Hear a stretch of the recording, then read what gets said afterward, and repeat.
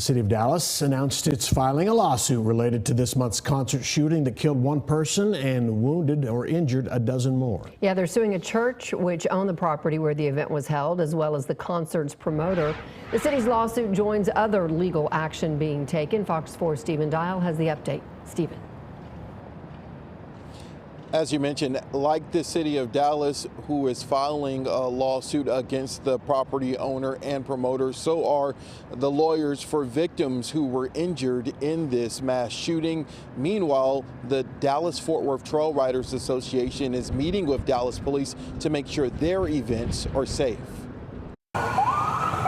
Weeks after a mass shooting at the epic Easter bike out and field party in South Dallas, still no arrests have been made.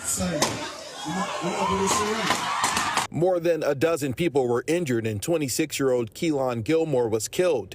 Wednesday, the Dallas City Attorney filed a lawsuit against the property owner, St. John Missionary Baptist Church, and the promoter, Jermod Lyons, also known as Bossman Bubba. The concert and party drew thousands, and Dallas police say the event never should have happened because the organizer did not have a required permit.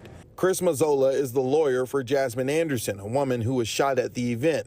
She has a life-altering head injury. She took a bullet to the brain, and she's going to have a long road to hoe in regards to rehabilitation.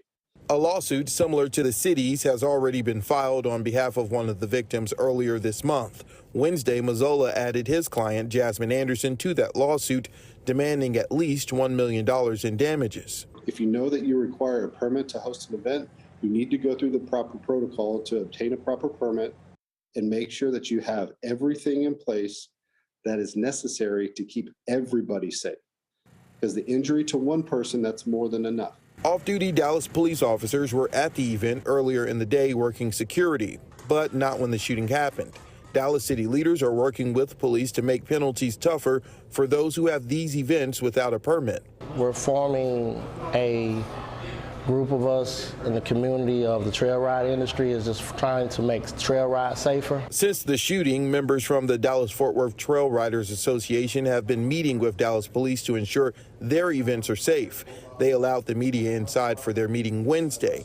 Trail ride groups say one of the organizers for the field party is associated with a trail ride group, but says this was not a trail ride event. It wasn't necessarily a trail ride that this event happened at. It was actually what was called a field party, and it was done by an organization outside of this association of trail riders. And just being able to distinguish the difference between the two, we're going to be very intentional about that. Anderson is still having procedures as she recovers. Mazzola says his client is strong and they will continue to fight until people are held accountable. But you're also seeing extreme perseverance, dedication, and resiliency from Jazz, because I mean, she had a bullet shatter her skull and there's fragments permanently in her brain.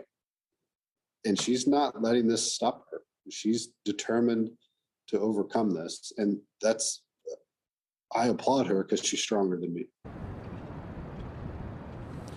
And weeks after that mass shooting, Dallas police have still made no arrests. All right, Stephen, that's Stephen Dial at City Hall in Dallas. Thanks, Stephen.